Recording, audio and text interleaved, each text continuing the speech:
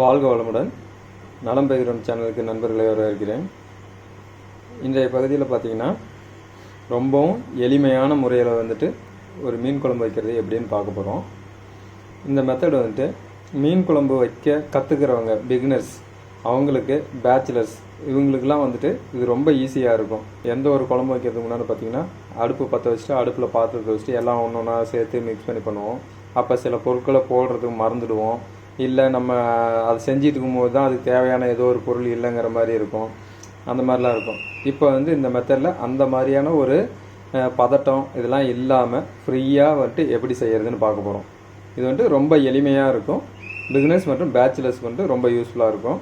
இந்த வீடியோவை முழுமையாக ஸ்கிப் பண்ணாமல் பாருங்கள். நலம் பெறுகிறோம் சேனலுக்கு சப்ஸ்கிரைப் பண்ணாமல் இருக்கிறவங்க சப்ஸ்கிரைப் பண்ணிக்கோங்க. மறக்காமல் பெல் ஐக்கானை ப்ரெஸ் பண்ணிக்கோங்க. அப்போ தான் சேனலில் வரக்கூடிய வீடியோஸ் உடனே உங்களுக்கு கிடைக்கும். இதுக்கு தேவையான பொருட்கள்லாம் வந்துட்டு எடுத்து வச்சுருக்கோம்.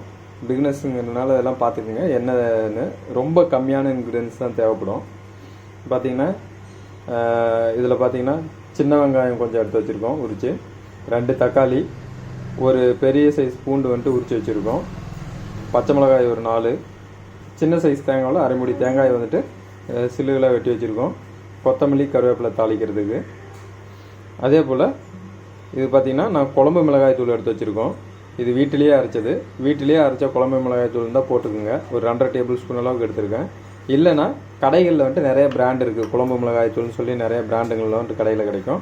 அது கொஞ்சம் அந்த பிராண்டில் வந்துட்டு கொஞ்சம் வாங்கி எடுத்துக்கோங்க. தேவையான அளவு உப்பு, கொஞ்சம் வந்துட்டு ஒரு பெரிய சைஸ் எலுமிச்சம் அளவுக்கு புளி எடுத்து அதை ஊற போட்டிருக்கோம், ஊறிட்டுருக்கு. அப்புறம் இன்றைக்கி மீன் பார்த்திங்கன்னா பொடி மீனாக தான் வாங்கியிருக்குது. எப்போவுமே குழம்புக்கு வந்துட்டு இந்த மாதிரி பொடி மீன் தான் வந்துட்டு ரொம்ப டேஸ்ட்டாக இருக்கும் குழம்பு. அதுக்காக வந்துட்டு இந்த பொடி மீன் வந்துட்டு வாங்கியிருக்கு. நீங்கள் வந்துட்டு எந்த மீன் வேணாலும் உங்களுக்கு கிடைக்கிற மீன் எடுத்துக்கலாம் நீங்கள். அப்புறம் நம்ம மீன் குழம்பு செய்கிறதுக்கு வந்துட்டு இன்றைக்கி வந்துட்டு மண் சட்டி வந்துட்டு பயன்படுத்த போகிறோம். அதுக்கு வந்துட்டு மண் சட்டி ஒன்று வந்துட்டு எடுத்து வச்சுருக்கோம். இப்போ பாருங்கள், கொஞ்சம் தாளிப்புக்கு தேவையான பொருட்கள்லாம் கொஞ்சம் எடுத்து வச்சுருக்கோம். இதில் பார்த்திங்கன்னா நம்ம இன்றைக்கி கொஞ்சம் போல் கடுகு வந்துட்டு பயன்படுத்த மாட்டாங்க அதிகமாக, நான் வந்துட்டு யூஸ் பண்ணுவேன். கொஞ்சம் போல் கடுகு, அப்புறம் வெந்தயம். தாளிப்பில் கண்டிப்பாக இந்த வெந்தயம் வந்துட்டு இருக்கணும். வெந்தயம் தேவையான அளவுக்கு போட்டுக்கலாம். சரி, வாங்க எப்படி செய்கிறதுன்னு பார்க்கலாம். முதல்ல வந்துட்டு ஒரு மிக்ஸி ஜார் எடுத்துக்கோங்க. மிக்ஸி ஜாரில் தேங்காய் சில்லுகளை சேர்த்துக்குங்க.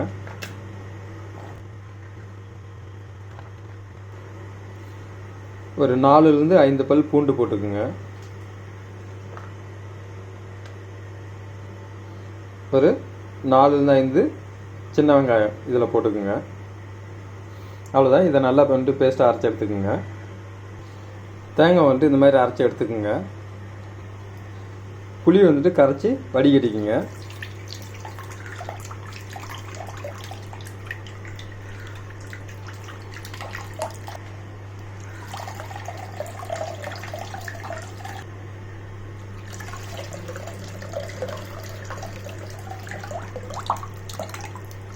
இப்போது இதில் வந்துட்டு நம்ம அரைச்சி வச்சுருக்கிற விழுதை வந்துட்டு அரைச்சி வச்சுருக்கிற தேங்காய் விழுதை வந்துட்டு சேர்த்துக்கலாம்.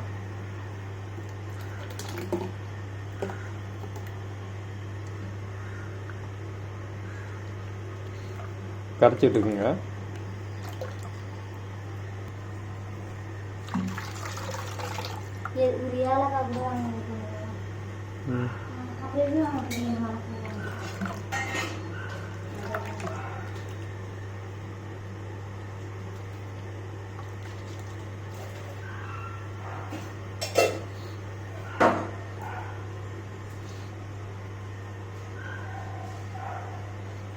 இப்போ இதில் இந்த 2 தக்காளியையும் நல்லா கரைச்சி விட்டுக்கலாம்.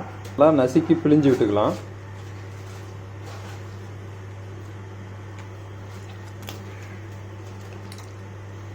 கட் பண்ணி போடக்கூடாது. நல்லா கையால் இப்படி பிசைஞ்சு விடணும்.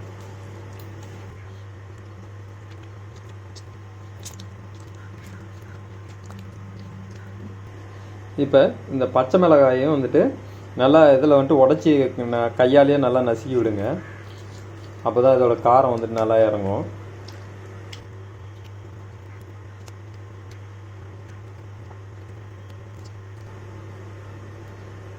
இப்போது இதில் இந்த குழம்பு மிளகாய் தூள் வந்துட்டு சேர்த்துக்கலாம். இதையும் நல்லா கரைச்சி விட்டுக்குங்க.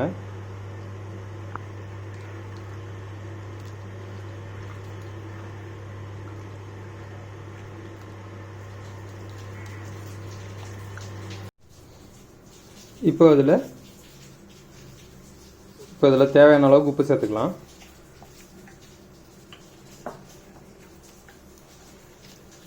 இப்போ உப்பு போட்டுக்கோங்க. அதுக்கப்புறமா குழம்பு வெந்து வரும்போது எவ்வளோ உப்பு தேவைப்படுதோ அதுக்கப்புறம் போட்டுக்கோங்க. இதில் கருவேப்பிலை கொஞ்சம் போட்டுக்கலாம்.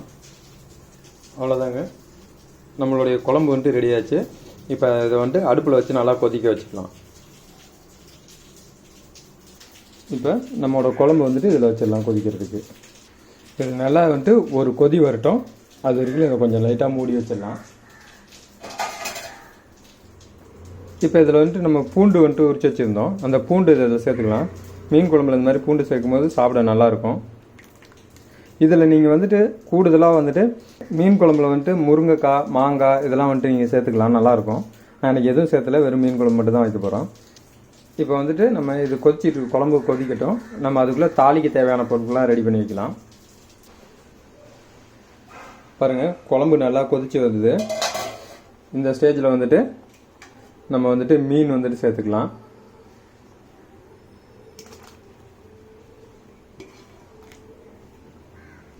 இதுக்கப்புறம் தீயோட அளவு வந்துட்டு கொஞ்சம் கம்மி பண்ணி வச்சுக்கோங்க.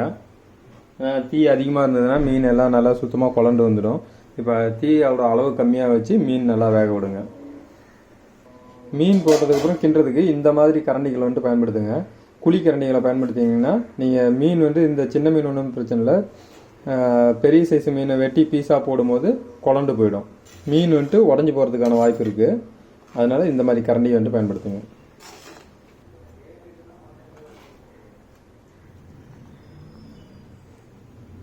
மீன் மேலே லைட்டாக இப்போ தான் குழம்போட மசாலா பிடிக்க ஆரம்பிச்சிருக்கு. இன்னும் ஒரு 5 நிமிஷம் இதை வேக விடலாம். இந்த மாதிரி இப்போ நல்லா வெந்துருச்சு, குழம்பும் கெட்டியாகிடுச்சு. மீன் மேலே வந்துட்டு நல்லா அந்த குழம்பு பிடிச்சிருக்கு. இது போதும், குழம்பு வெந்துருச்சு. இப்போ இதில் வந்துட்டு தாளிப்பு போட்டுக்கலாம். நம்ம இப்போ பாருங்கள், மீனில் வந்துட்டு நல்லா மசாலா ஒட்டியிருக்கு பாருங்கள் குழம்பு. இந்த மாதிரி கண்டிஷன் வர வரைக்கும் வேக விடணும்.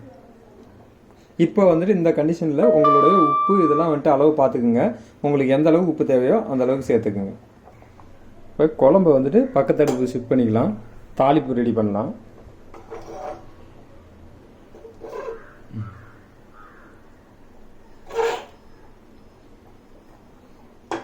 தாளிப்பு ஒரு குட்டி வானல் வச்சாச்சு.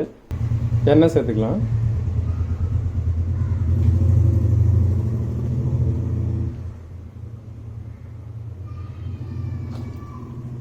எண்ணெய் காஞ்சிருச்சு. இப்போ இதில் வந்துட்டு தாளிப்பு போட்டுக்கலாம். கடுகு வந்துட்டு நார்மலாக எல்லாம் போட மாட்டாங்க. எனக்கு கடுகு பிடிக்கிறதுனால கொஞ்சமாக கடுகு சேர்க்குறேன். கொஞ்சம் போல் கடுகு.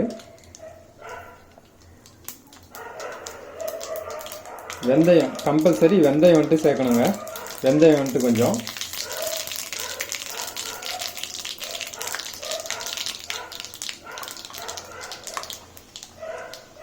போல் ஜீரகம், ஒரு 4 மிளகு. இப்போ இதில் வந்துட்டு வெங்காயம் சேர்த்துக்கலாம். ஒரு 2 கொத்து கருவேப்பிலை. வெங்காயத்தை நல்லா வதங்க விட்டு அப்புறமா எடுத்து கொட்டிக்கலாம். நம்ம வெங்காயம் பாருங்கள், இது மாதிரி லைட்டாக ப்ரௌன் ஆக ஆரம்பிச்சிருக்கு. இந்த கண்டிஷனில் வந்துட்டு நம்ம தாளிப்பு எடுத்து இதில் கொட்டிக்கலாம். இப்போ தாளிப்பு வந்துட்டு இதில் குழம்புல சேர்த்துக்கலாம்.